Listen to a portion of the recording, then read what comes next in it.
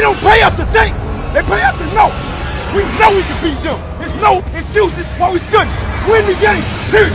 W is on 3, man. Let's go. W on 3. 1, 2, 3. W. Welcome, all my fellow Redskin brethren and sistren. I am your man and resident Redskins fan, Lou. Thank you for joining me here on the Redskins Report. Preseason game number 1 in the books. Redskins lose to the New England Patriots 26-17, but the outcome is of no consequence here. The biggest story of the night, Derrius Guice goes down with a knee injury. Doesn't look to be serious, but again, we are no doctors, and so we can't determine what the injury is. He didn't look to be in a lot of pain. As a matter of fact, he was laughing on the sidelines with the trainers as they were testing out his knee for discomfort, but that's nor here nor there. The MRI will tell the story tomorrow.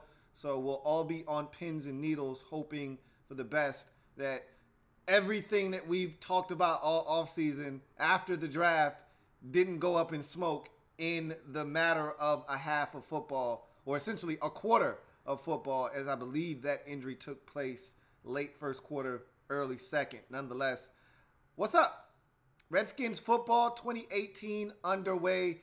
Obviously, that wasn't what we were looking forward to. No Alex Smith, and rightfully so. Okay, there was no Trent Williams. There was no one on the offensive line, really no offensive starters for which to speak of.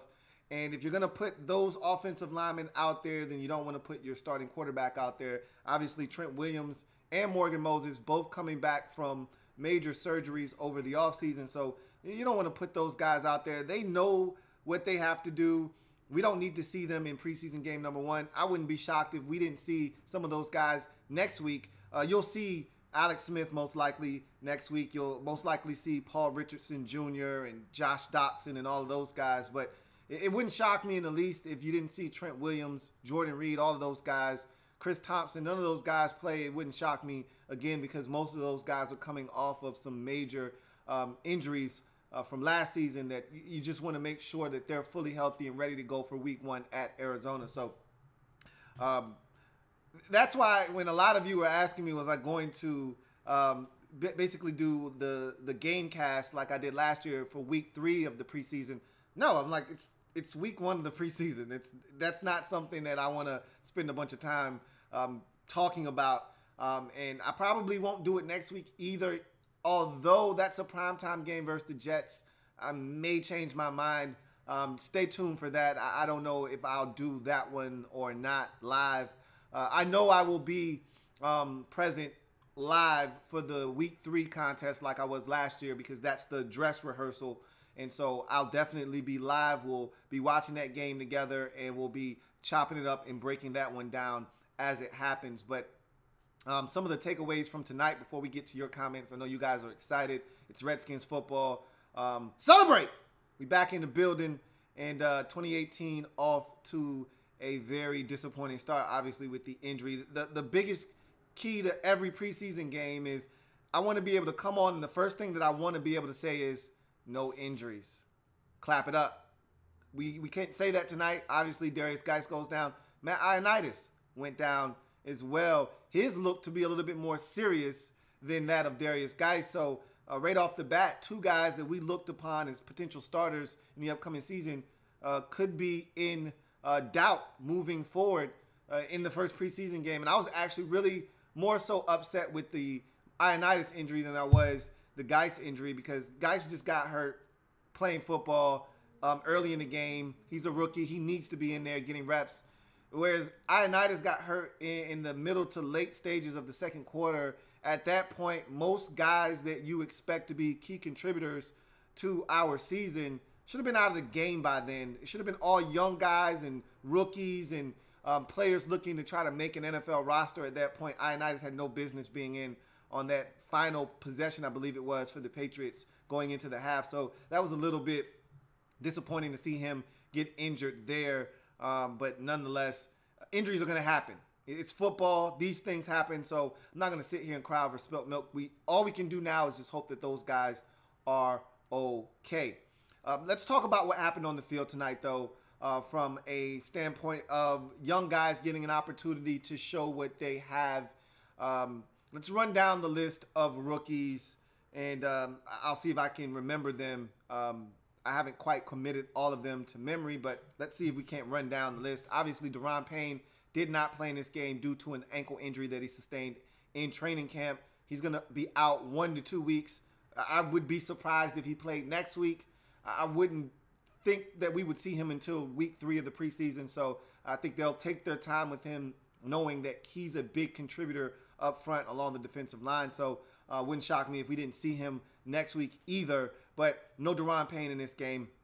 You go to the next pick in the draft. I don't recall. Obviously, Darius Geis went down early in the football game, late stages of the first, early second, somewhere in that vicinity. So he's number 29 for those of you who are keeping tabs on these numbers. And let's hope he doesn't have the same injury history as the last 29 on this football team. You all remember Roy Halou Jr., a guy that we wanted to be really good. Let's hope he doesn't have the same injury history as one Roy Halou Jr. The next pick, Geron Christian, I don't recall seeing him on the field. Doesn't mean he didn't play. I just don't remember seeing him. But then again, I wasn't looking for Geron Christian either. So shoot me on that one. I don't remember seeing him, nor do I remember actually checking to see if he was on the field. You go to the next pick. Let's see. Troy Apke was on the field. Number 30 for those of you who aren't familiar with some of these rookies and their numbers. I thought he played really solid football tonight. Had a nice deflection on one play. Was good in some run support situations. And so we'll continue to watch him progress over the life of this preseason and see what this guy brings to the table and really get a good feel for what this guy is going to be able to contribute to this football team if called upon during the regular season. We saw, and this is in no particular order, I'm just trying to get, I remember we had, I think, 9 picks, so that was 4 of the guys right there. Sean Deion Hamilton, I thought, actually played well. At times, he was a blur on the football field. I saw him get his ass lit up by the running back on one play, knocked down, but then got up and made the tackle on that same play. Had a nice play where he was a backside defender on a run blitz where he was able to come in and make a tackle along with Tim Settle, who we'll get to here in a second. But I saw Sean Deion Hamilton also make a play on a hit, on a check down to the tight end over the middle of the field where he was able to hit him, dislodge the football. Also had a close play where the tight end was able to catch it on an out-breaking route. And so I thought he was really good in some coverage situations tonight. We saw a little bit of that speed and burst that he has, and it's good to see him running around out there trying to make plays. He's number 51 for you guys, again, who aren't familiar with some of these rookies and their numbers. I thought Greg Stroman had a magnificent night. Early in the game, they were going his way, and Stroh was making plays. The first deep ball on the first possession for the Patriots, that was Stroh. The receiver did get a step behind him. Stroh located the football. I always talk about guys being LLCers, look, locate, contest. He did all of those things on that play. Ball was thrown out of bounds anyway, but he was in a position to make a play. Love that about the young man. I told you that's what he did at Virginia Tech. He did it on that play. Did it again on the next possession as he had a knockaway on a play. And then he had a 20-yard punt return as well. So I thought Stroman was outstanding in this football game. Looking forward to seeing much more of Greg Stroman on the football field. He's number 25 for you out there keeping tabs on these rookies and their numbers. You go to Trey Quinn. Poor Trey Quinn. Colt McCoy got him laced, got him blazed on an outbreaking route, and Colt should know better. I don't know if it was cover 2 or not, but it seemed like cover 2. That's how you get guys lit up on outbreaking routes with a corner sitting right there in the zone outside. That's a no-no. You don't set your guys up like that, and Trey Quinn took a hellacious shot to the ribs. I told my girl when we were watching the game, I said it's one of 3 things. He either has a broken rib, he's got bruised ribs, or he got the wind knocked out of him. That looked like a bruised rib if I had to guess. Again, I didn't sleep at a Holiday Inn last night, so I'm not really sure. But I saw him go straight to the trash can and throw up. So that is usually a sign of some bruised ribs or something internally going wrong there. So feel bad for him. He's number 14 for those of you keeping count at home. I told him, I said, don't wear 14. It's not a good look. That was the old R. Grizzy number. And he actually looked like Ryan Grant the first time I saw him. I was like, is that Ryan Grant still out there? What's going on here? Nope, Trey Quinn, he got blazed, and we didn't see him the remainder of the game. Let's see. Who else am I missing? I think that leaves us with the player of the game, if I'm not mistaken. I think I might have gotten everyone. I'm trying to think to make sure I didn't miss anybody. Yeah. Tim Settle was outstanding tonight. Obviously, hands down, a player of the game. In the second half, New England made it a point of emphasis to, look, we just want to get the hell out of here. So they were looking to just run the football. And really, we made it easy on them by allowing them to just continue to eat up the clock. They had one drive that was like 19 plays that ate up pretty much the entire third quarter. But Tim Settle was able to show what he was made of on a lot of those plays. And I commend him for playing because he only came out for 2 of those snaps of that 19-play drive. He was on the field for 17, I counted, of those plays. He was gassed, yet he was still making plays, knifing into the backfield, being aggressive, making plays at or behind the line of scrimmage. Really impressed with what I saw from him. Recovered a fumble as well. Split some double teams. Defeated blockers. Won with quickness, which is what we saw on tape, which is what I described to you as a guy that can win with quickness off the snap. He's going to be a problem. Love what we saw from him tonight. And I think he's going to be a very big addition up front along the defensive line. We've got depth. If we can just stay healthy, which obviously we didn't do tonight with Ioannidis going down. Let's hope that's not serious. If we could just stay healthy up front, man, we've got a hell of a rotation. If Payne can come back healthy, if Ioannidis can come back healthy, if Phil Taylor can stay healthy, you look at what we've got with Jonathan Allen and Tim Settle, Ziggy Hood, Stacy McGee, if he's able to come back healthy off of his core surgery. We got some stuff up front, man. It's going to be fun to watch, especially watching the way Tim Settle played tonight, using his hands, defeating blocks, winning with quickness, getting to the ball carrier. He was a man amongst boys tonight, and that's what I expect out of him. You playing against backups, I expect you to dominate. That he did, and so I was proud to see the youngster get out there and make waves tonight, really making his presence felt up front on the interior of the defensive line. So I believe that's all of our draft picks from this past year's draft. To talk about some of the other guys, Maurice Harris is making this roster. I am convinced. I've always liked Maurice Harris, as I know a lot of you have as well. I always remember that one-handed grab against Minnesota last year to start that game off. He's always had exceptional hands. I know Jay Gruden really likes him, and I can't imagine him not making the roster this year. And he was probably the best offensive player we had in this game. Sans for Colt McCoy, which I expect Colt McCoy to do what he did tonight. He's a veteran. You're playing against backups. You're supposed to go out and shred them, and that he did.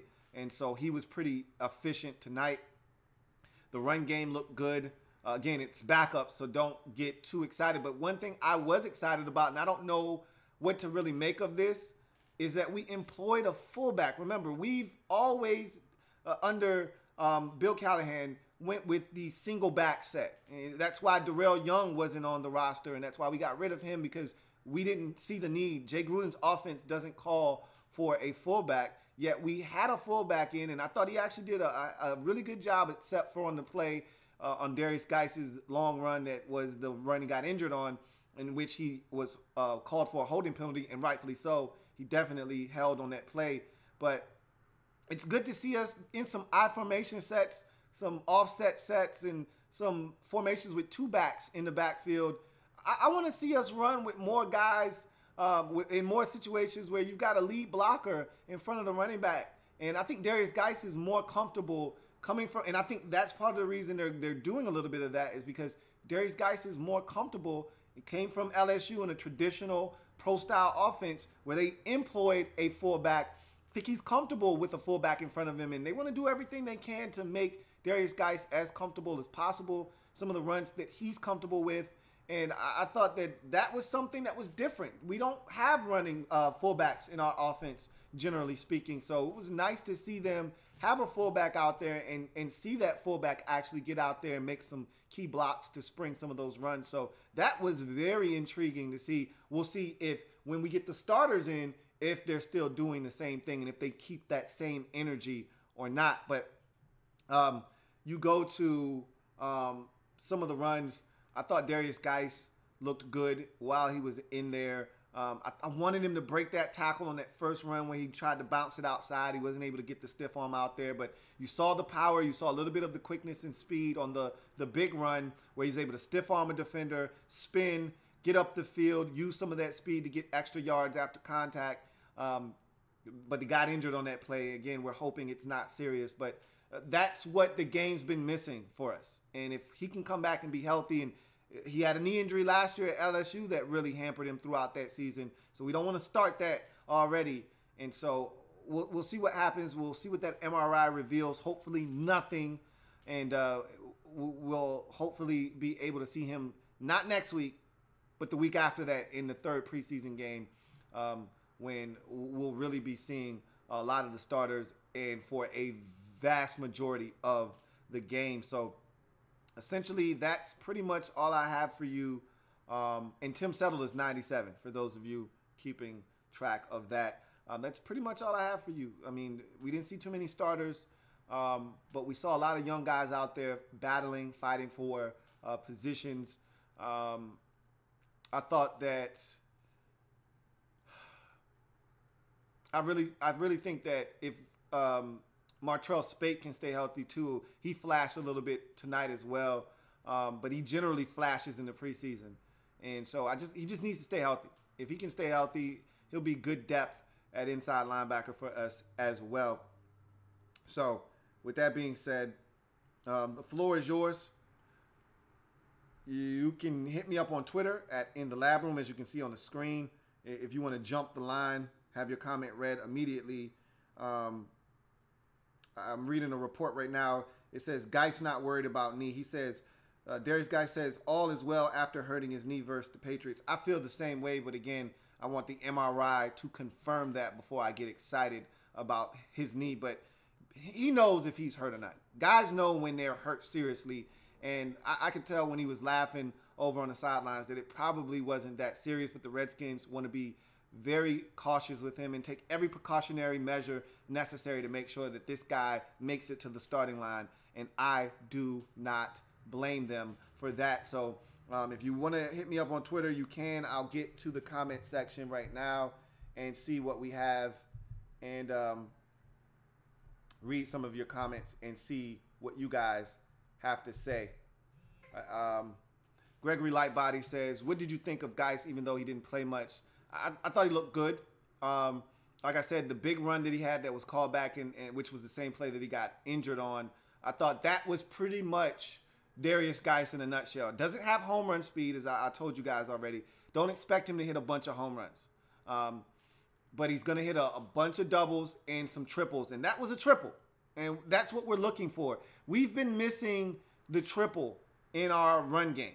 We've been getting the occasional double, but we've been hitting a bunch of singles and a ton of outs. And what Darius Geis brings to the table is if we block it for 3, he can get 4. If we block it for 7, he can get 10. If they block it for 15, he can get 30. And that's what we've been missing in this offense. And so you saw that on that one play. You know, they gave him some space. He cut it outside, made a couple of nice cuts, got to the outside, showed a little bit of the quickness, a little bit of the speed, stiff-armed the guy, spun, got more yards after contact, and that's what the game's been missing at the running back position for this team. And so thought he looked good in limited touches tonight. Only 7 carries for Darius Geis, 6 carries officially for 19 yards, but of course the one big one called back. So 7 carries on the night for Darius Geis. Hopefully we'll see more of him in the preseason if he is in fact healthy. Matthew Lynch says, G. Stroh was looking good out there, man. I thought Stroh looked really good tonight. I was really impressed with Stroh. I talked about that already. But to reiterate, some knockaways early in the game, some PBUs, and then a nice punt return. I told you I was really excited about Stroh. I was really, really excited about him. I told you of the late round guys, him and Settle, those two Vatek guys, I was really excited about them, and they both showed out tonight. FBG Tony says, good showing from the Skins with lack of starters.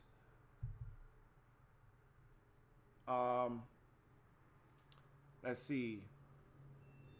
Matthew Lynch says, I'm surprised the Pats kept their starters on D for so long. Yeah, they did. Oh, and another guy that I thought flashed tonight was Robert Davis. A guy that I was not very high on. I told you he was raw. Look, the guy's got talent, but he was extremely raw coming out of Georgia State last year as a 6th-round draft pick. I know Jay Gruden was ranting and raving about him last year, but I was like, he's not ready, and he wasn't, and that's why he didn't get a lot of playing time last year despite the injuries. But he looks like he's maturing, and he's looking to take that next step. And I thought he looked good, and on that 3rd down that he caught on Stephon Gilmore, the Patriots' best corner, and smoked him afterwards, that's what he brings to the table. He's a 4-4 guy. He's a legit 4-4 guy, can run. And you saw the catch after the run there, so or the run after the catch, excuse me. So I thought Robert Davis did some good things in this game. Had a nice catch where he climbed the ladder and caught the football as well. So he's a guy that's looking to get into the mix. We got a ton of receivers this year, and they're going to have to make some tough decisions as to who to keep and who to try to see if they can sneak onto the practice squad. P. Ryan had a fumble tonight. I thought he looked good early on, but the fumble, he had the issue. Remember last year, his first game versus the Ravens, he had some issues with the fumbles. And so he's got to cut that out. But I thought P. Ryan looked okay tonight. Matthew 123 says, Tim Settle and SDH Sean Dion Hamilton looked impressive. Who else did you think stood out? Nah, I pretty much talked about that already. JP says, no, Alex Smith did not play tonight, JP. HTTR 804 says Tim Settle was really good. Mo Harris was exceptional. Absolutely, he was. I agree, and I talked about that already. John Perez, my man JP, says, I don't think we as Skins fans should be upset because preseason doesn't count. Nobody's upset. Only thing we're upset about are these injuries. Hopefully none of them are serious. Extreme Archery USA says, will Payne be able to keep up with Settle or put up a performance like that? They're not the same player. You know, Settle is more of a guy that I think they want. And look, I talked about Settle as a guy that was a penetrator, a guy that wants to get it to the other side of the field. Payne is more of a guy that's occupying blockers in space and being stout at the point of attack. I want to see what Payne is allowed to do, because some of what he didn't do at Alabama was scheme-based. It was devised so that he wouldn't penetrate up the field, that he would occupy blockers and allow other guys to roam free and make plays. So I want to see if they're going to cut him loose and what he's really capable of. All reports out of camp is that he's been a beast in the limited snaps that he's had. So I want to see what he's going to do. See what else we got.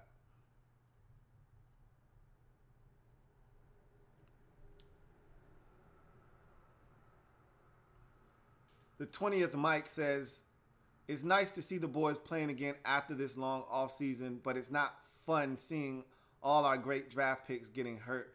Only one person got hurt. Like, I don't want to overdo it. It was just Geis and Ioannidis who got hurt of note. And I think Kyle Kalis went down as well, but he was stinking it up anyway. But not to say that it's okay that he got hurt, but of note, the guys of note, you know, Ioannidis and Geis went down. I'm more concerned with Ioannidis' injury than I am Geis, to be honest with you. But again, I need the MRI to confirm my doubts about, you know, him being hurt. So we'll see tomorrow. I just need that MRI to come back clean. In any event, Matthew Lynch says, do some of the busted coverages concern you? No, I mean, because we didn't have any starters in the game. You know, the mistakes are going to happen from the young guys. You expect that. It's part of the game. These guys are young. This is their first time this season playing, and then as a unit, you know, there's something to be said about cohesiveness as well. And these aren't the same 11 guys that are always going to be playing. You get in when you can get reps. And so it's hard to know what the guy next to you is going to do. You expect him to do one thing because the coverage calls for it, but you can't be sure if a guy's going to do his job. And that's where cohesiveness and gelling and knowing that you can trust the guy next to you to do his job adequately. And again, it's the preseason and it's young guys. You expect things to happen. I didn't see Martrez Carter out there, the Grambling State undrafted rookie. You probably won't see much of him until the 4th preseason game, if at all. Dominic Garland said Cam Sims looked good. Yeah, he had a nice catch. I'm not gonna get too carried away. Like I said, a lot of these guys aren't gonna make the roster. If we were to just sit here and speculate, let's assume health. We're assuming health. You've got Doxson, you've got Crowder, you've got Richardson. In my estimation, you also have Mo Harris. That's 4 receiver spots right there.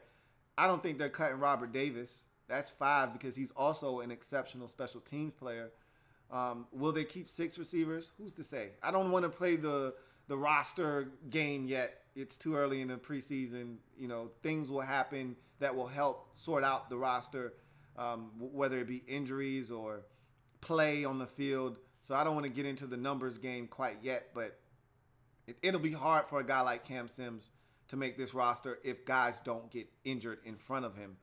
But he did make some plays tonight. That is for sure. Adrian Hernandez says Kevin Hogan is horrible. It's his first time playing in Jay Gruden's system, and he didn't have a lot of help out there with him. He's not great. I didn't love him at Stanford, but I thought he did some solid things with the Browns. Is he a world beater? No, he's not a world beater. I mean, so I'm not gonna kill Kevin Hogan tonight, but in any event, let me take to Twitter. Think somebody. Make sure you're using the hashtag Louie T Live.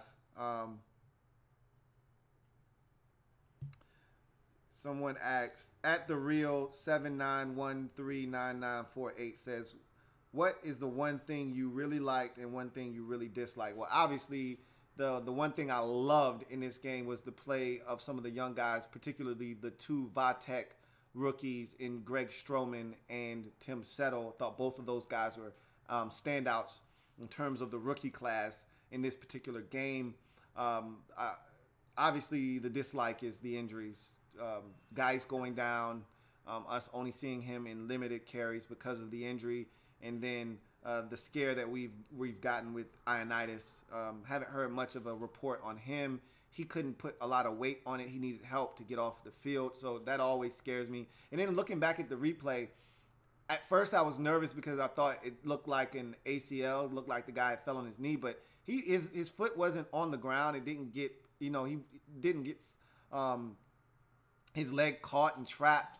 And so I'm not sure if it was anything other than like a knee sprain, but still, you don't want to see anybody go down. So I was glad to see his leg not get caught up in there, but he still couldn't put any weight on it. So that's not a good thing.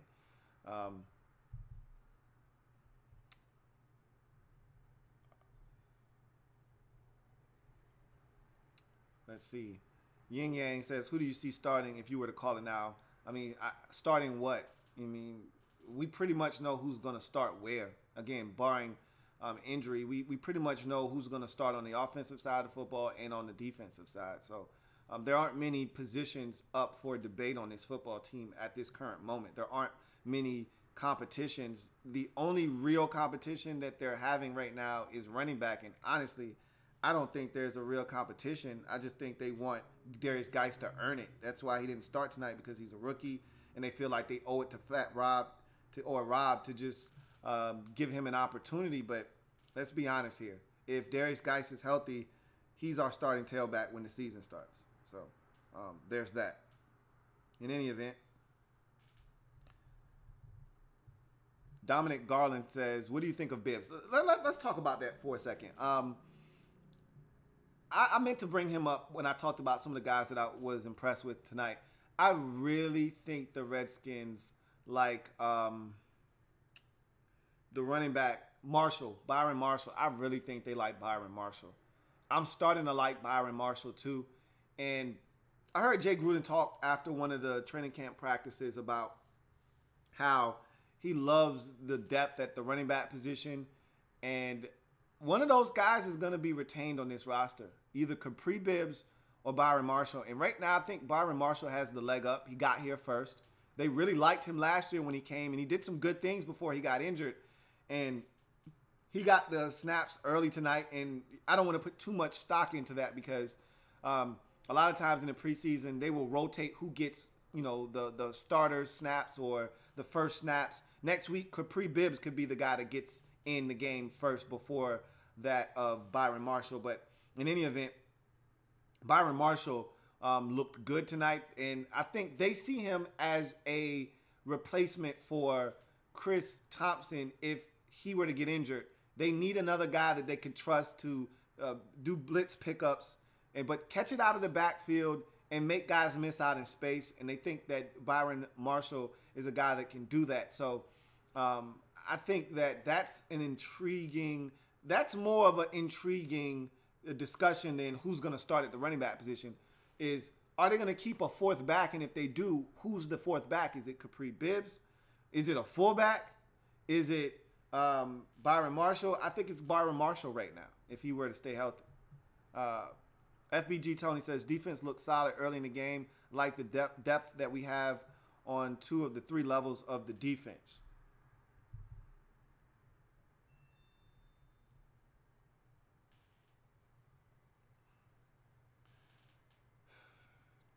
FBG says, will Robert Kelly make the team? I'm not sure if he will. I don't think they're going to get rid of him, though. Right now, obviously, you look at the backs with Geis, Thompson, P. Ryan, and Kelly. That's 4 backs right there. It wouldn't shock me if they cut Robert Kelly and kept Byron Marshall. They're not keeping 5 backs. So they may try to sneak Byron Marshall onto the practice squad and have him as an insurance policy. But Rob Kelly could be the odd man out. I've thought about that. FBG, I thought about that, man. Like, I'm not sure that there's a roster spot with his name on it necessarily. We'll see as camp progresses and we start to see how the carries are dished out, as we start to see the starters trickle into the lineup. We'll start to get a real feel for where guys are on the totem pole. When Alex Smith is in the game and Colt McCoy is getting the second team reps, we'll start to see things really play out, because we'll see who's in with the starters. Obviously, the Geis injury kind of throws a wrench in the plans of the coaching staff. But nonetheless, right now, I think Robert Kelly is safe, but I'm not assuming anything as far as him being on the roster. So we'll see.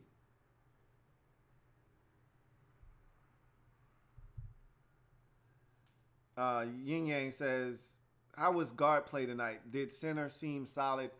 Everything was fine. Again, it's a lot of backups. The Patriots had some of their starters in early in the game, and I thought the backups did a quality bang-up job in creating some space. Colt McCoy was pretty clean early in this game, and I thought there was space for the running backs to run. Geis had a couple of nice runs. I don't think Kelly had too many really good runs, but it was a solid performance up front early in the game. Redskins scored 17 points pretty much early in the game, and then they shut it down. So once Colt McCoy came out of the game, that was that. But like I said, you didn't see much. There's not really much to talk about.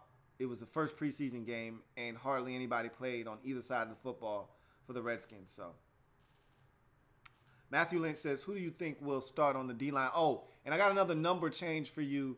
I don't know if you guys caught this or not, but with the retirement of D'Angelo Hall, Quentin Dunbar, our man Dunny, has switched to the jersey number 23. So just be on the lookout. Remember, he was 47 for the first 3 years of his career. Now he's going to be 23. So be on the lookout for that as we get a jersey switch for our man Dunny. And back to Matthew Lynch's comment, though, as he asks, who do you think will start on the D-line and where? And also, do you think Fab Moreau will exceed number 4 corner? So let's take it one at a time. On the D-line, if everyone's healthy, I think you'll see a starting lineup of, from left to right, Ioannidis, Payne, and Allen. Those are your 3 starters right now. And you'll see plenty of Tim Settle. You'll see plenty because, again, on the defensive line, you're going to see a healthy rotation. It'll be interesting to see how many defensive linemen they decide to keep. Is that number 6? Is it 7? Is it 8? Because right now, I could easily see them keeping 8 defensive linemen. We've got 8 quality defensive linemen on this team. When you talk about Ioannidis, Hood, Allen, Payne, you've got Phil Taylor if he's healthy. You've got Settle, that's 6. You've got Stacy McGee, that's 7. And then you've got Anthony Lanier, that's 8. So you've got 8 solid defensive linemen on this football team. It'd be interesting to see what they decide to do. I think they're going to go with 8 to have a healthy rotation. But again, that will be dictated by other positions and the depth at other positions on this football team. But we will see. As far as the cornerback position is concerned, Fabian Moreau, you asked about Fab Moreau. Right now, Fab is going to be a backup corner on the outside. He's battling with Dunny. He'll be the backup to Dunny. You know, when Dunny comes out of the game, or if they want to get Fab in some situations where teams decide to spread us out and put 4 receivers on the field or whatever the case may be, that's when you'll see Fab get on the field. But as of right now, your 3 starters on defense at the cornerback position are going to be Dunny, Jano, and then you're going to have Orlando Scandrick in the slot as constructed right now. Obviously subject to change, but that's the way it's going to be set up right now for the Redskins. Let's get to some more of your comments. So right now, no, I don't see him exceeding the 4th corner on this team. Not right now, but again, things can change. B Militant says, dude, that 3 points at the end of the first half really got me pissed. Yeah, they played kind of soft. You know, they didn't want to give up anything deep, but they gave up a bunch of chunk plays, 2 big chunk plays. 47 yards, I think, in 2 plays, 1 for 22, 1 for 25, and boom, just like that, they were in field goal range. I think the Ioannidis injury really took the sails out of the team at that point. But nonetheless, Robert Gamble says, what do you think of Samaje? I really don't think anything of Samaje Perine. I told you I didn't love the pick. I thought there were other backs on the board at the time of the selection that would have better benefited this team than Samaje Perine. Samaje runs hard.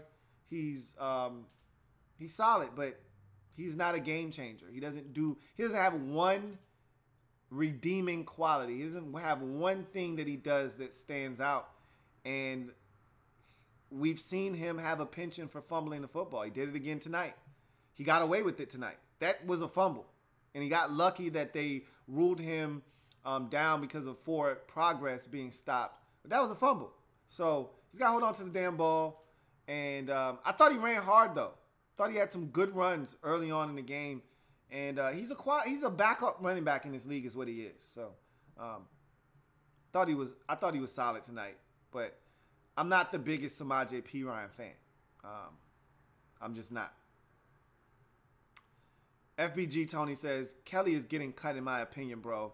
I like CT25. Samaje is solid. Geis is a effing dog. And Byron Marshall is cool insurance policy for CT25. I think that's the thought process of the Redskins right now is if they have to decide between Byron Marshall and being afraid of someone picking him up on waivers And Rob Kelly, I think they'll go with Byron Marshall.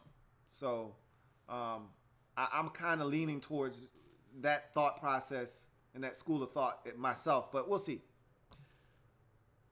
I told you, Yin Yang, I don't know if Jerron Christian played or not. I did not look for him, so I can't sit here and act as if I did. I didn't look for him tonight. So he may have played, and I may have missed him, but I didn't look for him.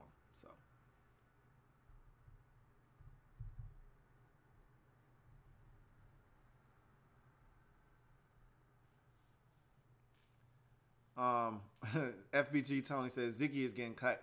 Ziggy is not getting cut. They love him as a veteran leader in the locker room. Similar, I don't know if you guys remember how many years Kedrick Golston was on this team, and we used to say, what the hell is Kedrick Golston still doing on the team?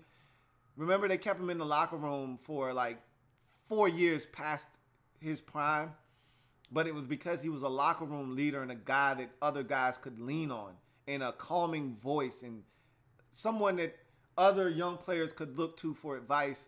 That's how they see Ziggy Hood. So for those of you thinking Ziggy Hood is going to get cut and he's trash, look, you can think what you want of Ziggy Hood. He's not going anywhere, okay? Ziggy Hood, barring injury, is going to make this football team. Talked about the fullback position already, Yin Yang. I love the fact that we saw the fullback being used tonight, but I'm not sure if that's what we should expect moving forward. We're going to see. Redskin Review says, Greg Stroman looks good, man. Those Virginia Tech guys keep producing. They do, man. Matthew Lynch says, Ryan Anderson couldn't get any pressure, shaking my head. He was physical. Look, I told you about Ryan Anderson last year. My stance hasn't changed on him one bit. I did not like the pick then.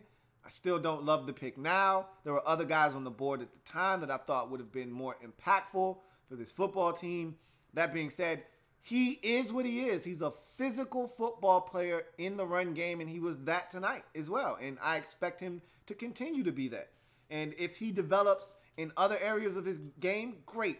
That's excellent. If he doesn't, at least I know he's going to stop the run.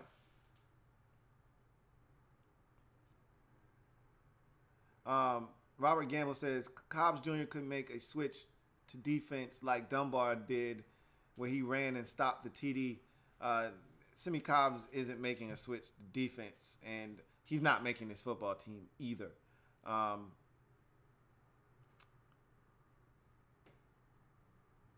KC says, I really got pissed when the Pats ran outside zone on us for like 10 minutes. Yeah, in the third quarter, they just kept running the football, and it was just outside zone, outside zone, outside zone, outside zone, over and over.